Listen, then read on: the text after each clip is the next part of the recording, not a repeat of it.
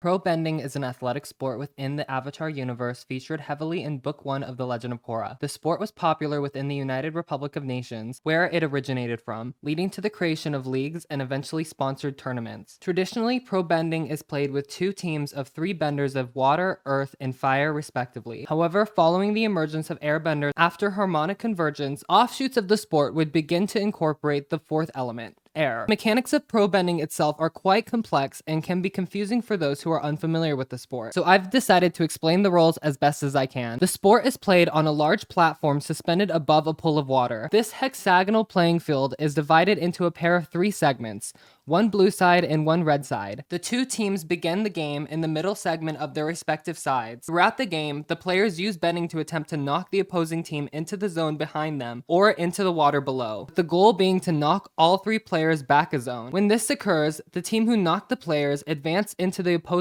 zone. The team who gains the most territory within the 3 minutes wins the round, and 3 rounds are played to determine the winner of the match. If neither team has advanced in territory, then the winner of the round is determined by the number of players still on the field. If both teams have the same amount of players, the round is decided via a tiebreaker. During this tiebreaker, one of the two teams, determined by a coin flip, chooses an element for a head-to-head. The two players of the chosen element are raised onto a platform created by the middle zones of the playing field. Whoever is knocked out of their zone first loses the round. During the rounds, players may also be knocked into the pool below the playing field. If a player falls off of the platform and into this pool, they are out and may not rejoin until the following round. If all three players are knocked off the platform before 3 minutes is up, it results in an automatic win, regardless of the performance of the previous round. This can cause matches to be decided incredibly quickly, as seen with Tano's team, the White Falls Wolfbats. As long as the players haven't fallen into the water, they may still recover from being knocked off the platform. For example, Korra was able to save Mako from being out by catching him and throwing him back into the arena while gripping the side of the platform. Players cannot be launched off of the side of the arena, as indicated with the stretchy rope, but may use this rope to their advantage while bending. Each bender has a specific set of rules depending on their element. For water benders,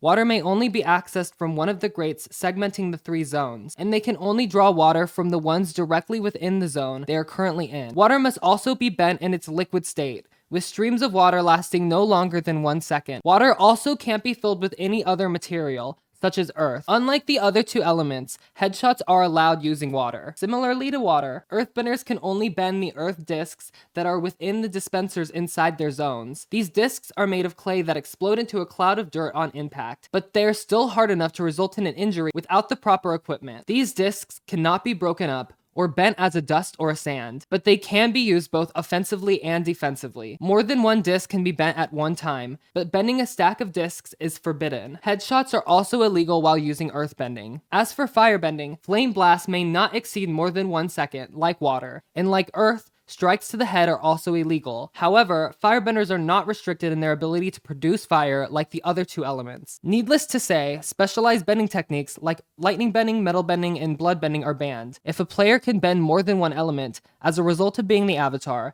they are only allowed to bend the element determined at the beginning of the match. If a player is injured during the match, they may keep playing if the referee deems it acceptable, but the match is likely to be paused to remove the injured player. The match may continue, but this player is not allowed to be replaced mid-game. Fouls are determined by a referee who sits on the side of the arena between the two teams, with colored fans used to flag the players, such as yellow signaling a warning and red signaling a disqualification. A variation of pro bending which included airbending was created by the airbender Dallasay after harmonic convergence. This variation was called nomadic pro bending, and not much is known about the official rules of this version. It is difficult to imagine how the game would be played with airbenders, especially given the increase in number of players on the field, but it is known that the Republic City Pro Bending Arena was set to host a match between the Future Industry Fire Ferrets and the Baoling Buzzard Wasps, so it must be played on the same playing field as traditional pro bending. If I had to speculate, I imagine airbending would have similar rules to firebending, with no restrictions on the ability to produce air, but having to limit blasts to under 1 second and making headshots illegal. Since airbending is practically invisible in-universe, I can't imagine the sport being particularly entertaining to watch over traditional pro bending. I also think the added players would add a lot more chaos and disorder to the sport, given the fact that it's played on the same size arena as 6 players. players. This may be why it's stated that nomadic pro bending, while popular, never really caught on, combined with the stated reason of having a lack of skilled airbenders even interested in playing to begin with. Other variations of pro bending do exist, particularly outside of the United Republic of Nations, but specifics aren't really given. I imagine pro bending being a pretty big inspiration for Power Discs, a game invented by Wing and Wei and Zhaofu that uses metal bending, although the two sports are pretty different. If you like this video, you can help support this channel by liking and subscribing. If you have suggestions for other videos you'd like me to make, let me know in the comments below. I'll see you on my next video.